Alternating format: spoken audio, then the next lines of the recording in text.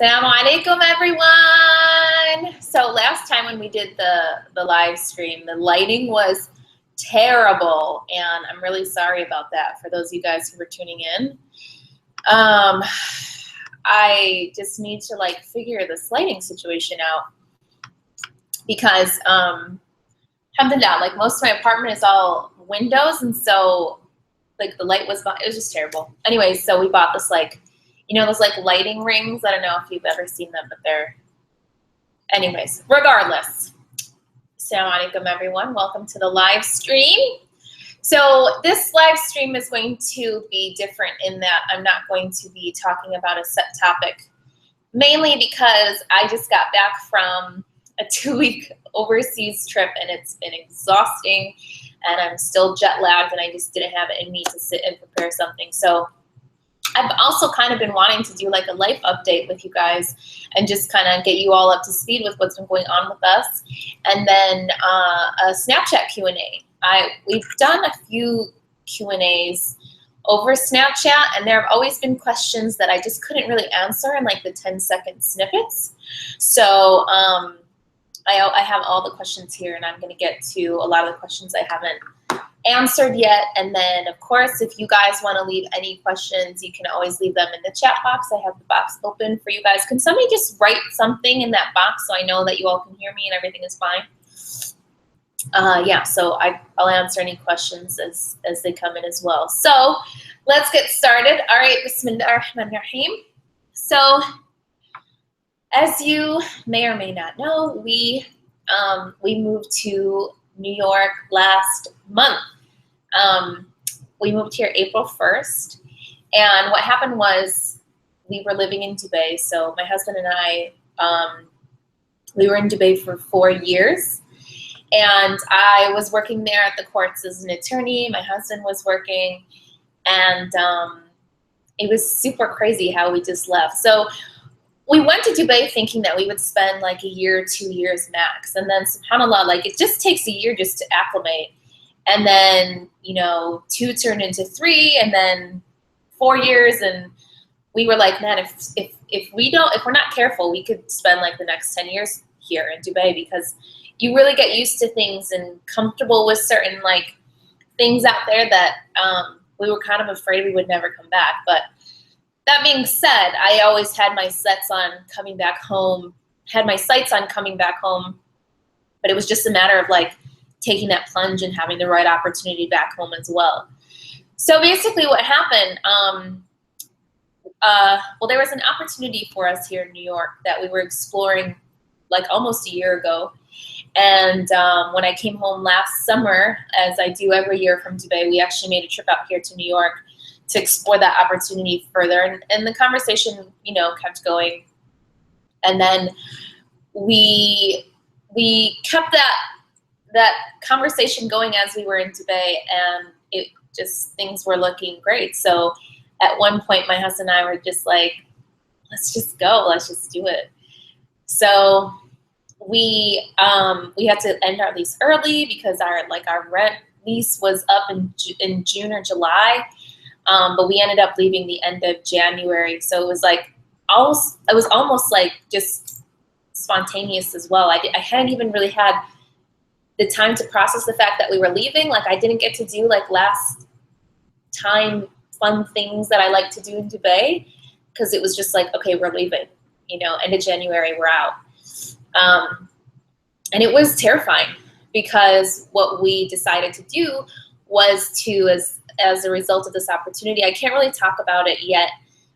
Inshallah, I'll be able to once things get finalized. But as a result, we both, my husband and I, decided that we were going to quit our jobs and we were going to start working on the company on Haute Hijab full time. So, alhamdulillah, it's been crazy because, number one, I never thought when we started this company that I would ever do it full time and leave my legal career behind, because it was always just a hobby and a side thing that I did for myself. But as we grew and, the opportunity grew and the company grew, we realized that if we really want to do it well and see how far we can take this, we both need to get on it full time. And it was actually very, very difficult for me to make that decision because I love working as an attorney, and it's, you know, it was my first passion and something that was really, really hard for me to leave behind. It was a really difficult decision for me to make, especially because I loved my job in Dubai.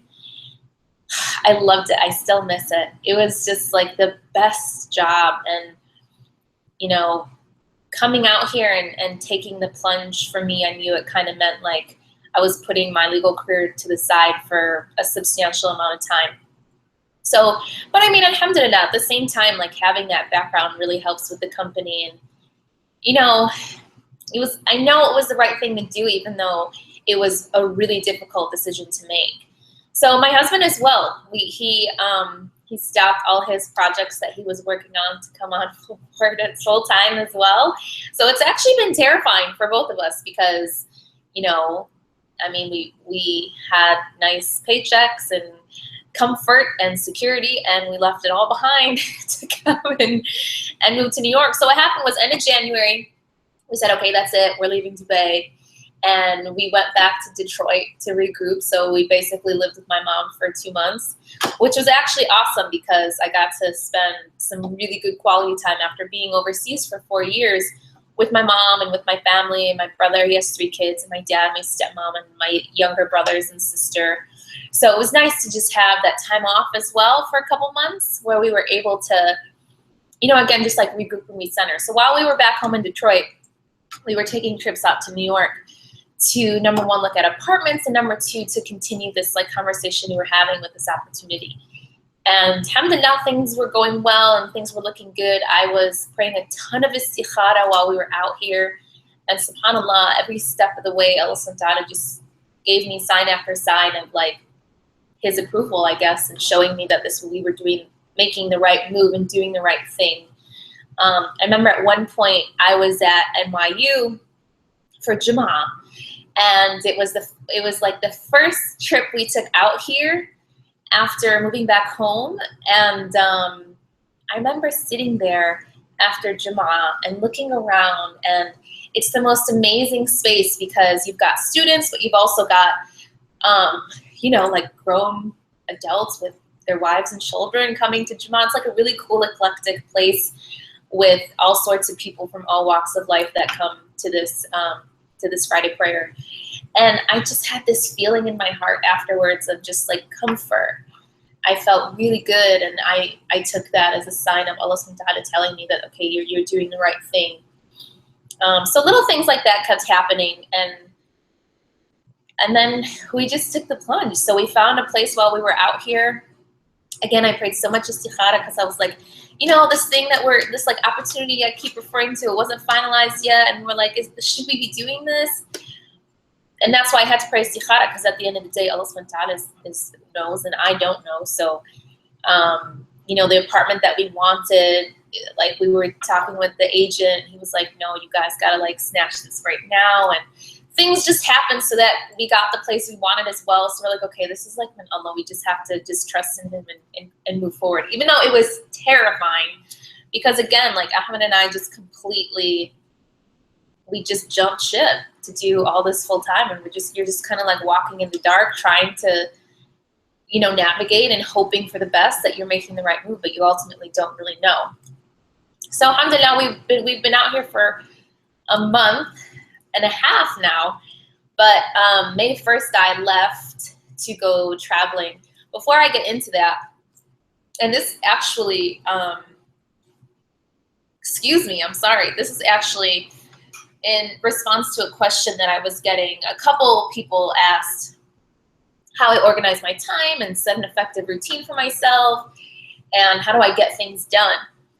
And one thing I learned in the last month, in April, when we moved here, April 1st, was that one thing I didn't realize I was even doing, but it was keeping me sane, was I was making sure I had made time for myself.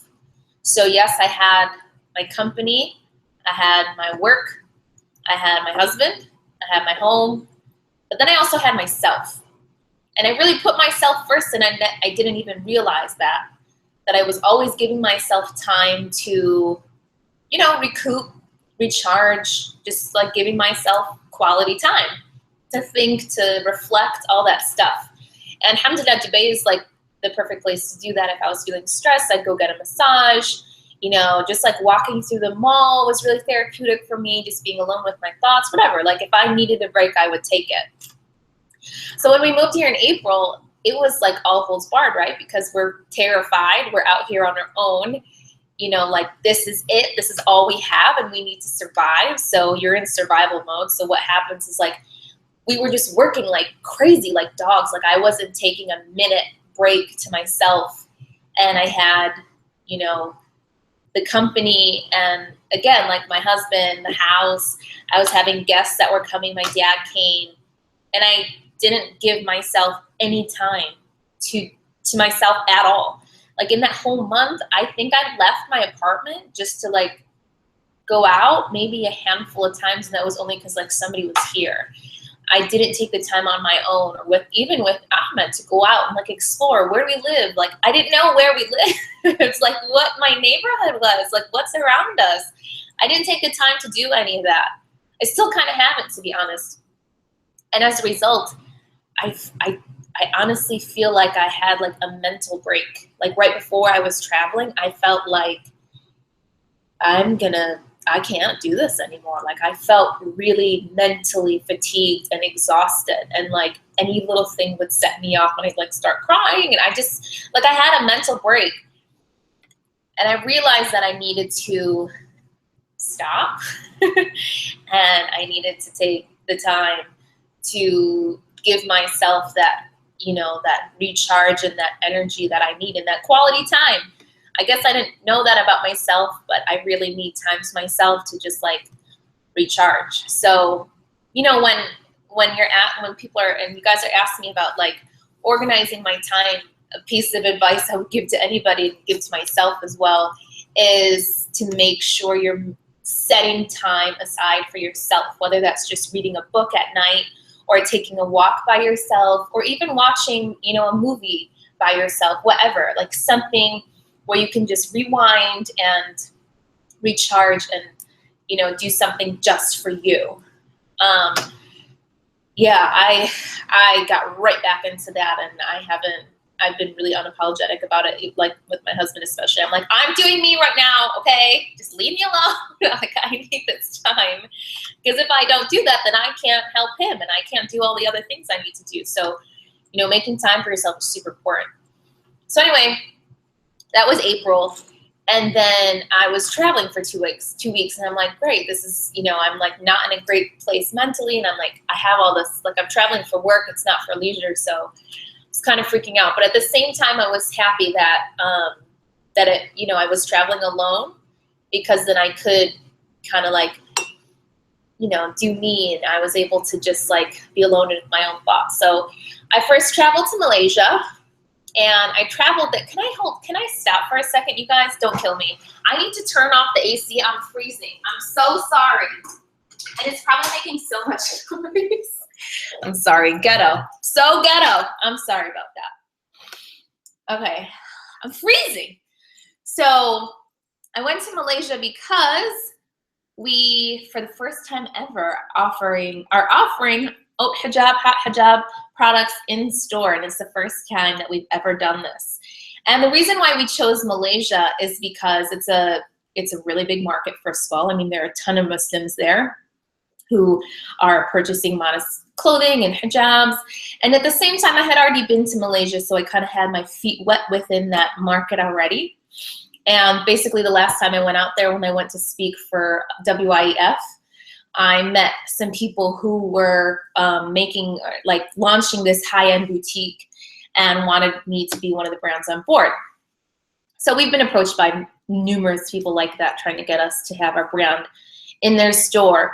But what really made us feel like, okay, let's do this. Number one was because it was Malaysia, because it was, you know, it's a market that I'd like to be in. But number two, because I felt like they were really doing something different, where it truly was high end, and there was a big emphasis on quality and the customer experience, and that's something that we're totally about. So I felt like our vision aligned when it came to their vision for the boutique and our vision for our brand. So it was a great fit. So I went out there for the grand launch. I don't know if any of you guys are following it, but Modeste from Canada was out as well. They launched their line there too. Beautiful stuff, mashallah. And they brought Sophia, who they had done a collaboration with, Sophia Goodson. So she was out there as well. And then apparently there were like, so we had this like media launch for like the press. And apparently there were all these like super famous Malaysian like celebrities there. I felt terrible because I didn't know who anybody was, but it was spectacular. So alhamdulillah, everything ended up being awesome. So we're really, really excited about that. And, you know, just getting into the international market, as especially in Malaysia, and which is something that we want to do, is try and get more into Malaysia, Indonesia, Singapore, because, you know, there's a ton of Muslims there and there's a big market for us as well. So, and it's one of the more established places in terms of like modest fashion and modest dressing as well. So alhamdulillah.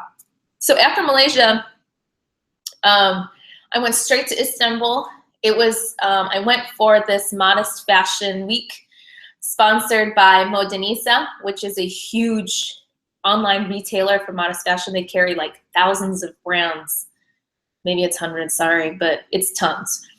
And I had first met Karim of Modanisa last summer when I was in Italy for this like round table on modest fashion with a bunch of designers. And when we met Karim, he was just like so generous and so nice. And his vision for this modest fashion week was something that he talked about, because he wanted this to be an international play, getting like designers from all across the world to showcase their stuff during Modest Fashion Week. And it was really groundbreaking. And it was the first of its kind in Istanbul and throughout the world. And what was so interesting is there were actually protesters there every day. Like all these men were outside holding these signs saying like, you know, hijab and fashion don't go together and this is haram. At first I thought they were secularists because, you know, the secular groups in Turkey don't like, you know, this like whole hijab trend and all this. So that's what I thought it was. But then people were like, no, they're not secular. They're like hardcore Muslims who think what you're doing is wrong. In fact, we were just like walking down the street in Istanbul and someone recognized us and they're like, you're the people from that fashion show. What you're doing is haram. I was like, oh, geez. So yeah, it was interesting to see the response it got. But at the same time, the event itself was like unbelievable. Everything that came down that runway was so beautiful, so nicely done. They brought on all these bloggers. If you were tuning in social media, I'm sure like if you're on Instagram, you follow anyone in this space, you would have seen it. So there was like Habiba De Silva, Lifelong Profession was there, Hijab Hills, you know, Tokyo was there, Maria Idrisi, the H&M model was there, Sabina from the UK. I mean, it was like 20 deep of just like these big name bloggers. And I went in as a speaker. I actually didn't show any of my stuff or have a booth or anything like that, which I tend to shy away from doing that. But they had me as a speaker, which was cool. And then I got to spend, you know, that week with all these really awesome people, and everyone there was so sweet. All the girls were just super down to earth, really genuine. And it was really cool to be a part of that, that whole experience. So alhamdulillah. So that was Turkey. And then I'm back. So alhamdulillah, I'm back. I feel energized. I've learned my lesson. I'm going to make sure that I'm giving myself time so that I can properly work for you guys. And yeah, so that's kind of where we're at right now. So just talking about the company and kind of where we're going and what our vision is right now.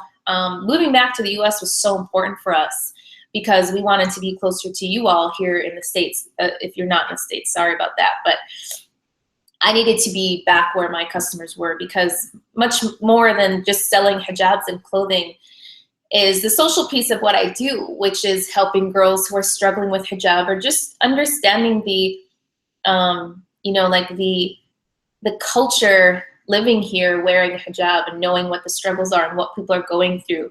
And living in Dubai, I was so removed from that.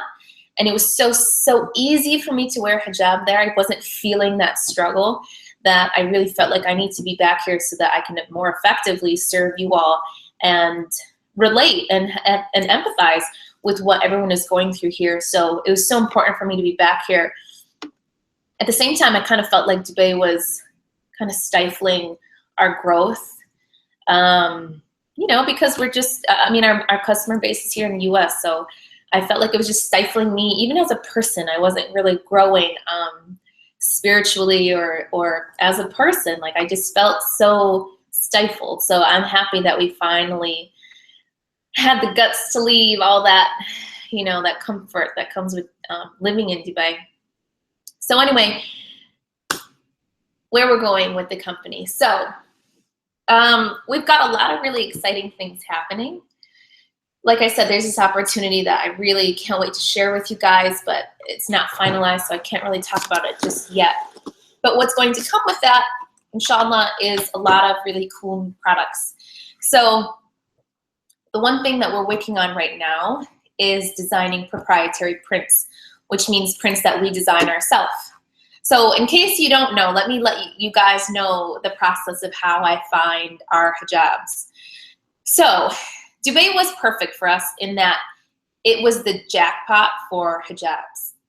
So when we started in Chicago, we were a clothing brand. I mean, that's how we branded ourselves. And we started with vintage hijabs because we needed money basically to fund the clothing line.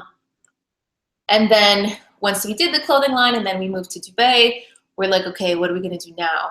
You know, our whole manufacturing setup was in Chicago, and I honestly thought we were just gonna like close up shop because I was like, okay, you know, what are we gonna do now?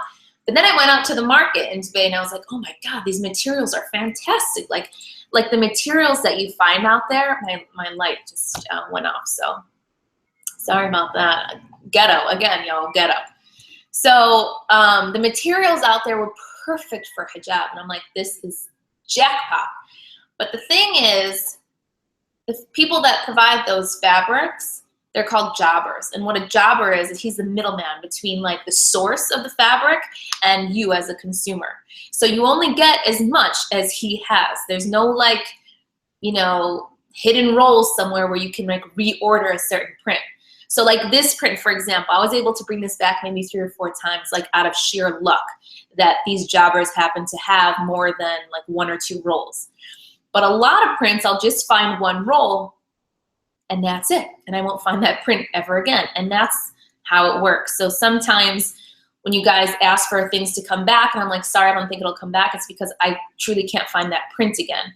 Other times when it's come back, it's because for whatever reason, there was a surplus of that print and I was able to, you know, bring it back 1 or 2 times.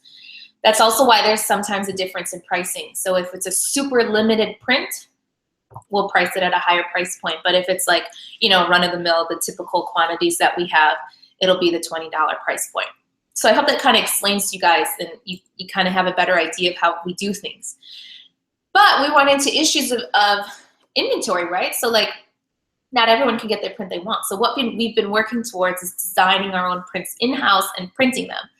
But that takes a lot of effort because in order to do that, you have to have a ton of them. You need to print like thousands of them, right, for that to work. So we've been looking into digital printing where you can, you know, there aren't any minimums without getting into too many details. But so that's what we're looking into right now, is being able to design our own prints, which means that you guys will be able to get the prints that you want without them selling out so quickly, and having a wider variety of prints available. At the moment, the markets are just saturated with florals. That's like all you can find. And if they're not florals, they're like bat wings or like rainbows, like some like terrible stuff. The prettiest prints that I can find are florals. And I love florals, don't get me wrong, but we sell a ton of florals because that's what the market has right now. And I have to succumb to the whim of what the market has. And that's another reason why we want to do these proprietary prints, because do you see my suitcase back there? That's been there since Monday. I haven't touched it. Sorry, I got distracted. So I don't even remember what I was saying. That's why we want to do proprietary prints, so that I can design, you know, whatever print I want. So that's another thing we're really excited about. So not only can we design our own prints, but we want to print on more luxe fabrics. So if you guys have been customers or been around long enough, you'll remember we had what was called HH Luxe, which was like silks. We sold them for a higher price point. So what we'll be able to do is design prints and print them on beautiful silk twill, very similar to like an Hermes or Chanel scarf. And, you know, for a premium price, obviously, but it's going to be like a luxury line, which we're really excited about because it's something I wanted to do since the beginning. You know, it's just like a really high-end luxury line. That's how I wanted this to be from the get-go. So we're really excited about that. And that's something that's in the works right now. So look out for that soon, inshallah. In addition to that, we're working on getting all of our basics in stock all the time. So like jerseys, chiffons, the viscose, all that stuff. Inshallah, with this opportunity, we'll be able to, you know, house all that inventory all the time for you guys instead of just at certain times and then when they're gone, they're gone. So that's kind of, I guess, all I'll get into right now. There's some other things in the works, but I don't want to get into too much detail because these are concrete things that are happening right now. So, okay, so that's kind of the update. If there's anything I missed or you want to know anything else, just leave a question in the chat, and I'm going to get right, and I can't believe I've already been talking for a half hour. I'm going to get right into the questions. Okay, I'm actually just going to read this question. F Big asks me, how do you stay so healthy and energetic? I'm actually a really healthy eater. Even though if you see me on Snapchat, I'm always eating and it seems like I eat like nasty food, but I'm actually a really healthy eater. I get it from my mom. She's like allergic to everything. So she can really only eat like fresh food. And with like, she eats a ton of fruits and vegetables. And that's how my dad raised us as well. We didn't have like a lot of junk food in the house. And I have to have home cooked meals. Like I can't eat outside the house for more than like 2 days in a row. I get grossed out. So I cook a lot, or my husband will cook. We eat in a lot, and I snack on fruit or vegetables. I very rarely snack on like processed foods. I don't bring processed foods into my home at all. I don't drink sodas. The only, ew, I said sodas. I'm from the Midwest. We say pop. I don't drink pop. The only juices I'll drink are like no sugar added, like natural juice. I'm just a really healthy eater. I don't work out though, which is bad. I know I should do that, but yeah, I don't work out. How do I stay energetic? Honestly, I don't know. I don't know. I think it's just my personality. I have a lot of energy. I know it's weird actually, because sometimes it's like, dude, tone it down. But I don't know. I don't know where it comes from. I've been like this my whole life. My dad always says that I came out of the womb smiling. Like I've always been a happy person, and I was a happy baby, and I just grew up this way. I've always just been like this. Yeah. Okay. This light actually really sucks. I don't know if I'm like tempted to get my husband out here to fix it, but ghetto. Okay. So on Snapchat, somebody asked me, it seems like you're able to keep a good balance in your life when it comes to deen. You have a halaqah and you go to Jum'ah, and there seems to be a level of God consciousness with your brand. My question is, how would you advise us, especially those living in a Muslim majority country where spirituality isn't really emphasized, to keep Allah in our lives and to strengthen our iman without getting lost in the pleasures of this world? You know, that question is so funny because she lives in a Muslim country, right? I don't know where she said, she's from Libya. But she struggles with this. And that's something I really struggled with in Dubai. You know, I moved to Dubai thinking like, okay, I'm going to a Muslim country. Like, I'm going to be on it spiritually, and I'm going to learn Arabic, and I'm going to like, you know, I thought that I was going to grow in my deen, but the opposite was true. And it was actually, my iman took a huge hit while I was out there. So it's sad that you even have to ask this question living in a Muslim country. But what I did learn was this, and this applies to everyone no matter where you are, is that you have to take a very proactive approach to your deen.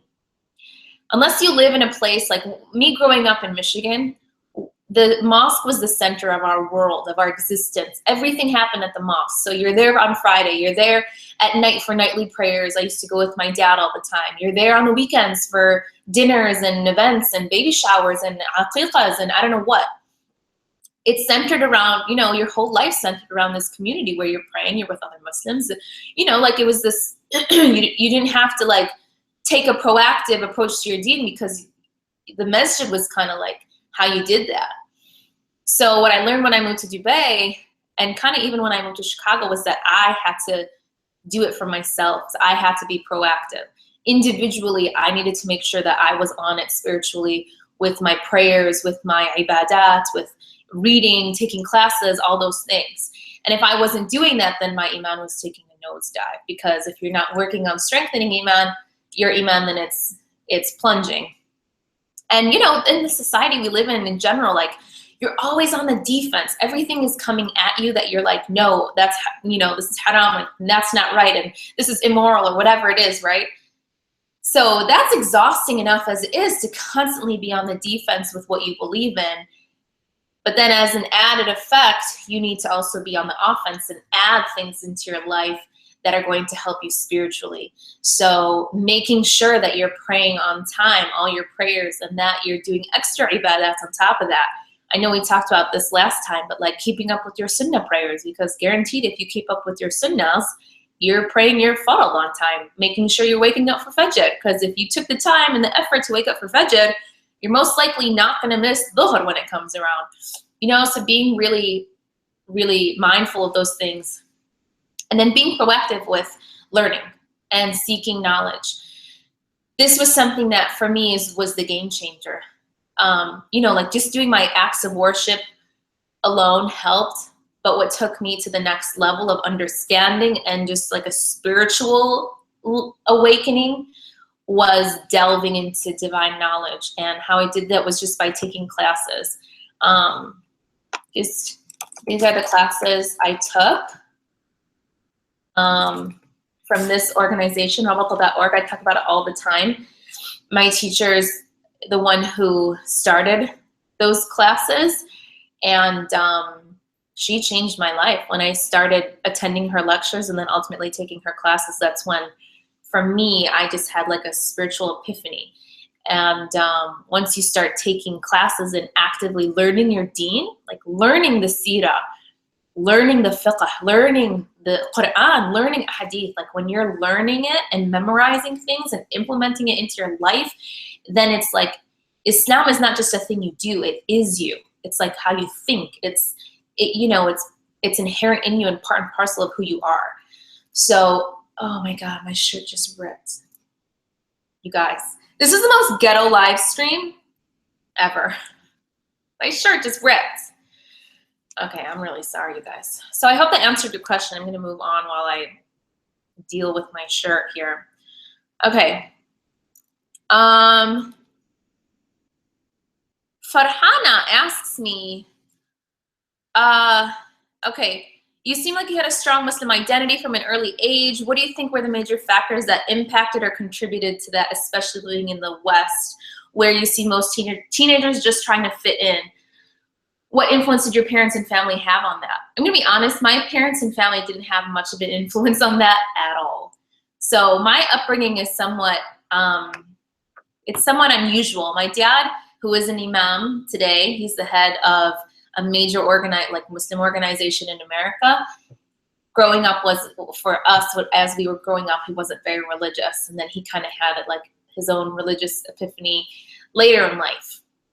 So for us, it wasn't really, for me, it wasn't really like my dad or my parents. My mom isn't even Muslim.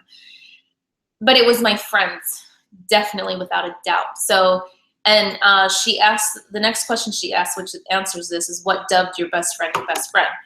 So my best friend, Dalia, she and I went to high school together in a an IB high school that was not our home high school. So it was like outside of our school district. You had to like place to get in, whatever. So we both go there, and we're like the only people we know that are going into this new high school with all new people. And we were both wearing hijab for the like full time for the first time. And I was terrified because, you know, like it's not that Islam was new to me, but I didn't grow up the way she grew up, breathing, eating Islam from day one. That just wasn't my upbringing. So to put on the hijab with all these new people, I was just kind of like, okay, what's going to happen? So her and I had made this pact, and we said, okay, we're going to be just as energetic and bubbly and outgoing and social as we would be without our hijab and, you know, with it. And we did. And it's funny, by the end of high school, she got best personality in like those mock awards, what I forgot what those are called, and I got class clown, which was like, you know, 2 hijabis it's like hilarious. So that's what dubbed us best friends, is we bonded in this experience of going to this new school together and making this pact with each other that, yeah, we're gonna do this thing, but we're not gonna let it hold us back from who we are and from, you know, just like being social and being outgoing. So when you're asking what impact, sorry, I'm all over the place right now. But when you ask what impacted or contributed to me having a strong Muslim identity, it was definitely my friends. And had it not been for her especially, and that like we formed a group of really close girls that we all happened to be Muslim. There were like 5 of us in that school starting off as freshmen, and the four of us wore hijab. And the one who didn't, she does now. But we stayed really close and really tight-knit, and we got through everything together. And then at the same time, they lifted me up spiritually because I was kind of new to everything. And we started a halaqah in high school with some amazing girls who till today I'm like, how was I in a halaqah with them? That's like so strange. But they're how that's how I got my Muslim identity, was through friends. You know, you spend the vast majority of your day at school with your schoolmates and not at home with your parents or your siblings. So for me, that was the major influence, was who I was around. So, you know, for those of you with kids or those of you who are still in school, like for everybody, who you're with means everything and is going to define who you are and who you become. Okay, next question. All right. Are you super close with any of your siblings? I am pretty close with my brother. My sister is 15. She's my half sister. So it was crazy because my whole life I wanted a sister. And then my stepmom had 2 boys, and then her last child, finally she had a girl, and I was like, yes, but then we were 15 years apart. So it was tough. You know, I mean, she's so young, but now that she's getting older, it's really fun to like have a sister and like, you know, bond with a sister. It's been really cool. So I would like to think I'm close with all my siblings. And I'm like the kid I'm like the glue who holds everybody together, if that makes sense. I'm that one in the family. Forgive me if this is personal, but what makes your mom not want to convert? You know, I don't think that there's one specific thing that makes her not want to convert, but I don't think that she's very convinced about like God in general. She's agnostic, so she won't say that there isn't a God, but like she can't wrap her head around like an afterlife. She's like, no, that's not happening. She was raised Catholic and a tough Catholic upbringing in the Philippines, where it was like really harsh. So I think that had a lot to do with like her negative feelings towards religion in general. But make not for her. You never know. SubhanAllah. I mean, you never know. A few years back when my eldest brother, Allah yarhamu, passed away, I remember my mom saying if I ever converted to Islam, it would be because of the community. Because what happened was, even though she wasn't Muslim, like everyone just gathered around my mom and lifted her up and made sure that she was okay, and called her and came to her house and brought her food. And you know how we are in our community, like when somebody passes, you take care of that person like crazy.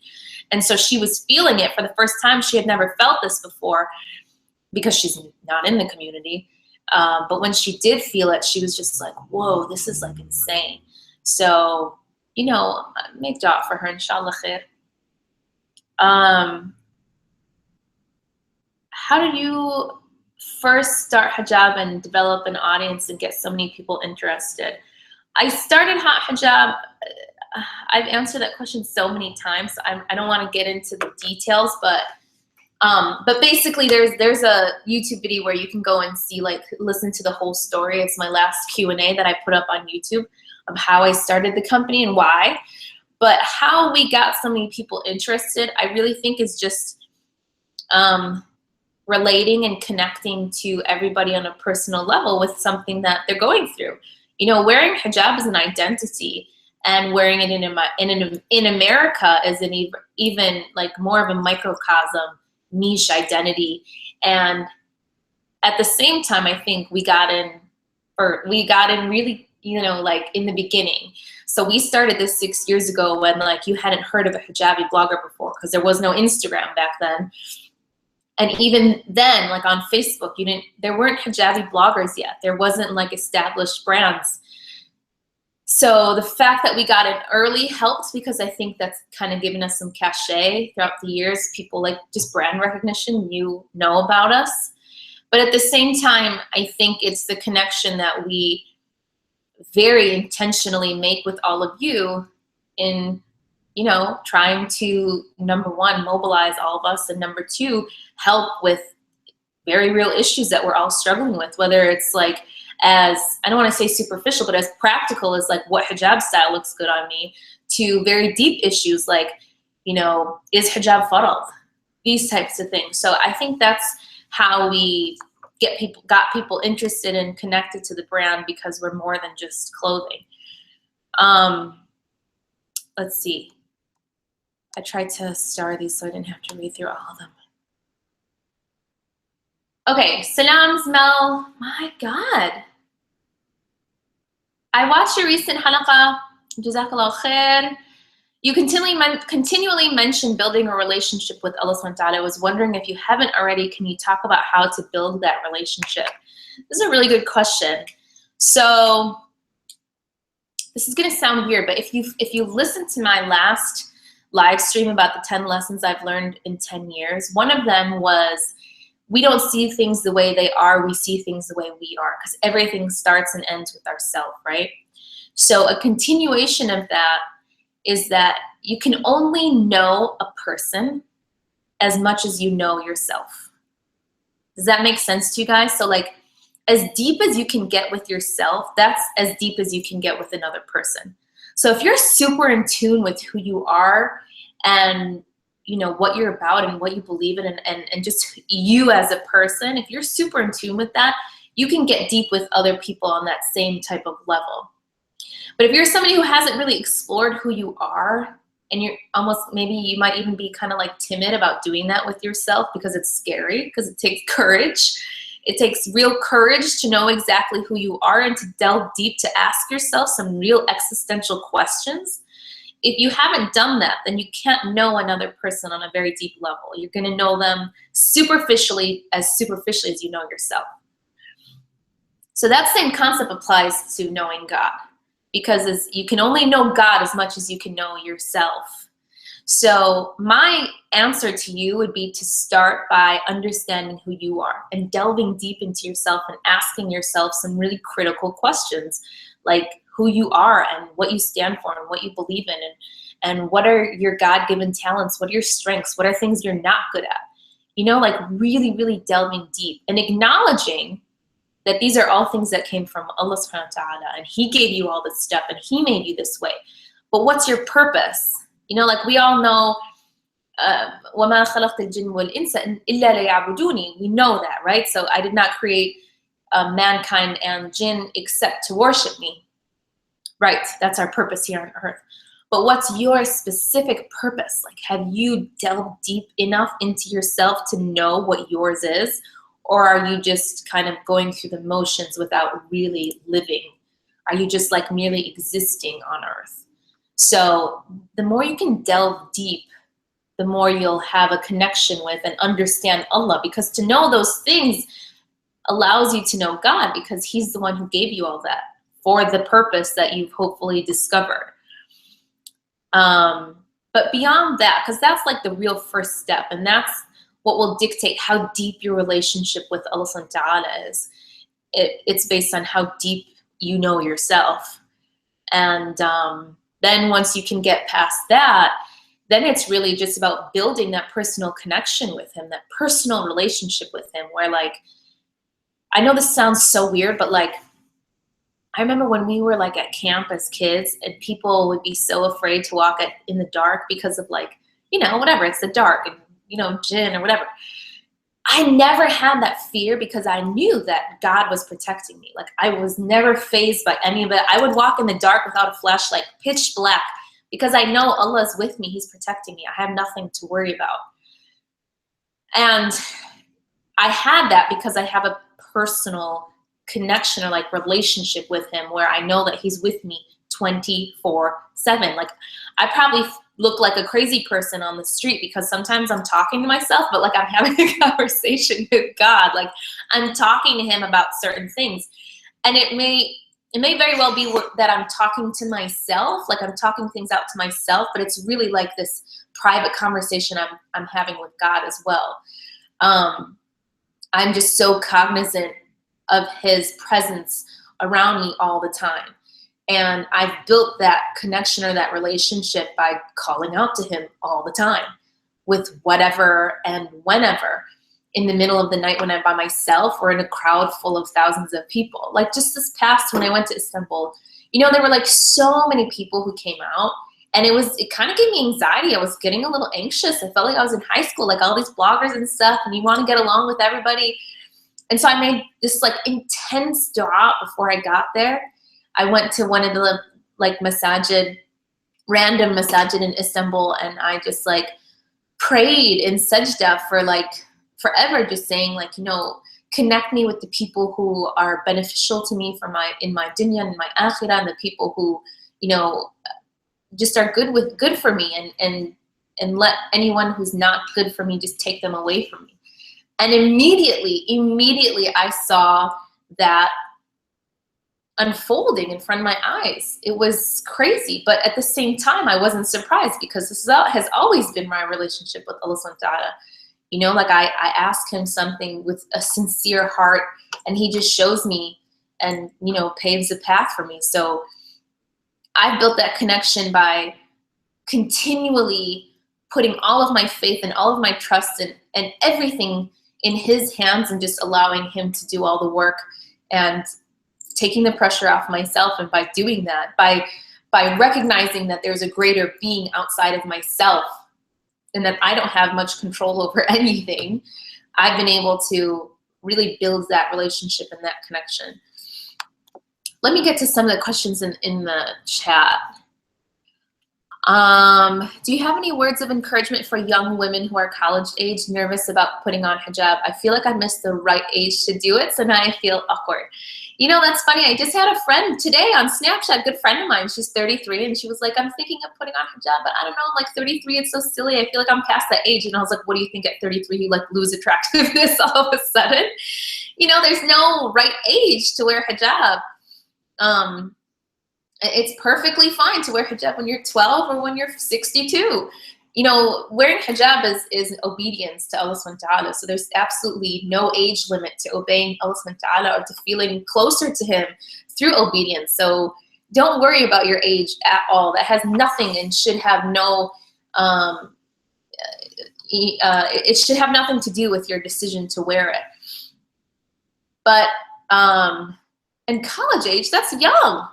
That's like when a lot of women put it on. That's not a weird age. I think it's a perfectly normal age that a lot of women when a lot of women wear hijab. So I wouldn't be nervous about it. I think honestly, if you just do it. Like, you can think and rationalize and wait for the right moment, but that's probably not going to come. If you just put it on one day, step outside the house, say Bismillah ar-Rahman ar-Rahim, you'll be just fine. And you'll be surprised at how easy it is. And you'll ask yourself why I didn't do this earlier.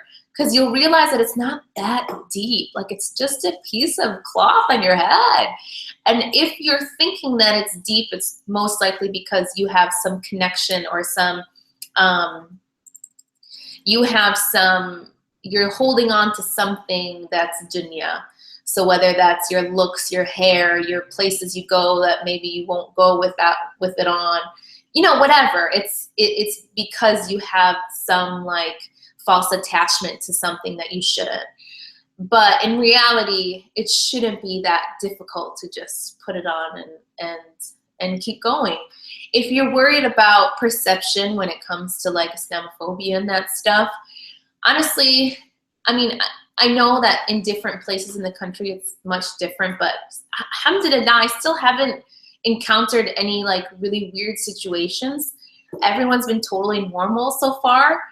And if anything, people sometimes like overcompensate because they know like what a bad rap we're getting right now. But, you know, if you're feeling weary about that, I would just say smile and, you know, fake it till you make it. Just pretend that you're confident, and eventually that confidence will just exude through you without you even knowing where it came from. So don't feel nervous about it. It's really not that deep. Any plans coming to Canada or the UK? The UK, actually, oh my God, Esmahan, I can't believe we missed each other. Like, I know we saw each other, but I'm really sorry about that. It was just like so much going on in Istanbul.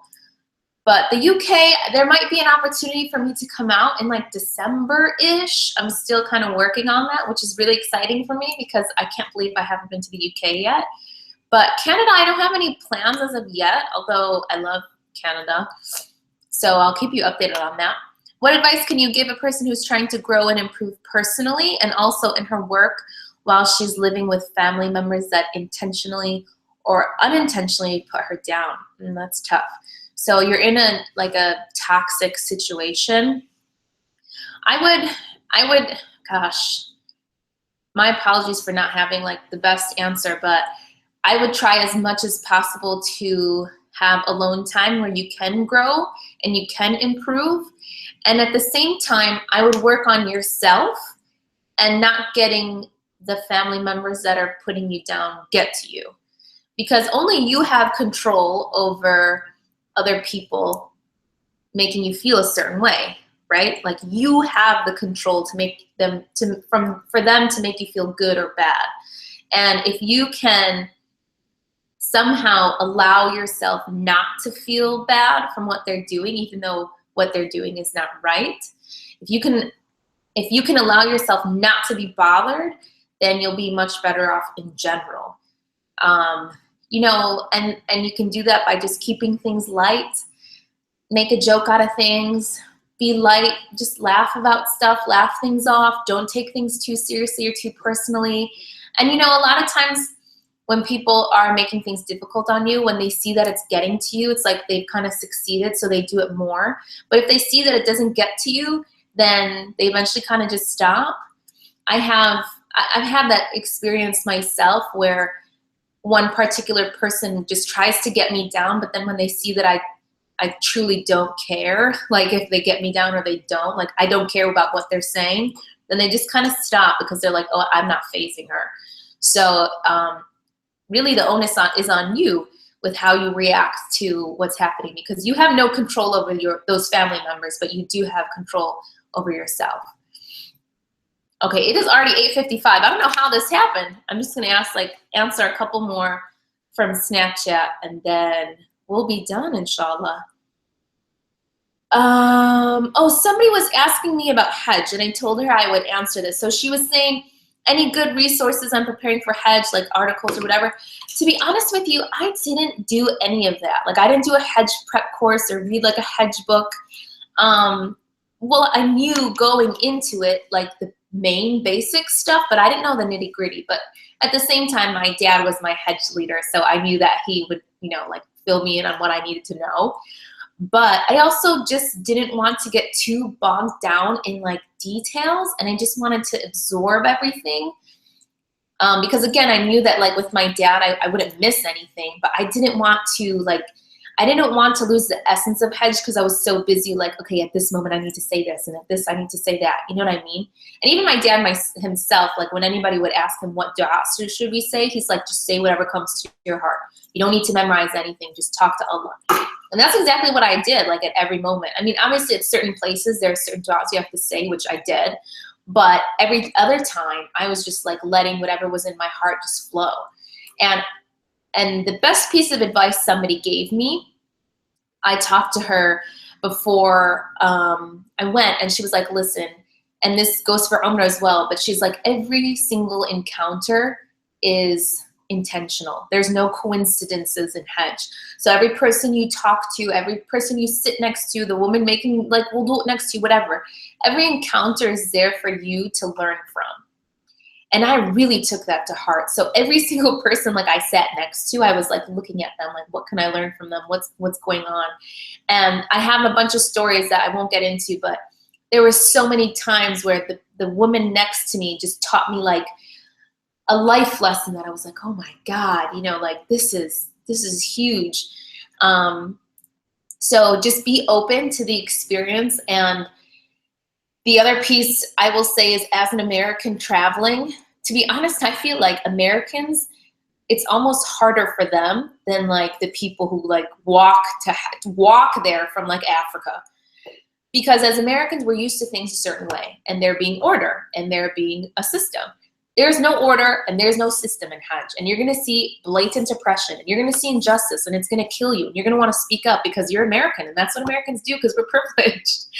But you have to learn how to swallow all that and just be, and and just have patience. And I'm telling you, I felt like for Americans, they had a harder time than people who were legitimately sleeping on the street. Because for them, it's like, they're there, you know, like they made it. You could, you know, like they could sleep on garbage and they'd still just be thankful that they're there. Whereas for us, because we're so privileged, it's like you expect things to be a certain way, and when they don't meet your expectations, you get upset, you get angry. You feel like you need to do something about it because that's our American mentality. But so I would just say, take everything in, have patience, don't get upset with the things that you'll see or encounter. Just learn from everything and take every experience as a learning experience. All right, last question. Let's make this a good one. Nope. Let's see. Where do I see myself in 10 years? That's a really good one to close on. Should have picked that one. I don't have a good answer. Where do I see myself in 10 years? Well, I hope to have children. I hope that our company has grown into an international household name and it's become extremely successful so that I can continue to serve my community. And I hope that I just continue to learn and grow, and that I remain humble. That's where I hopefully see myself in 10 years. All right, you guys, I apologize if I was all over the place today, but thank you all for tuning in. And inshallah, now that I'm back home, I'll be able to be consistent again. So inshallah, in 2 weeks from today, we'll have our next live stream, and I'll let you guys know the topic. And if there weren't any questions, if you had any questions that you wanted me to answer, either reach out to me on Snapchat or leave them below in this video or in that chat box, and inshallah, I will get to them. All right, everyone. Thanks again. We'll see you soon, inshallah. Take care. Assalamu alaikum.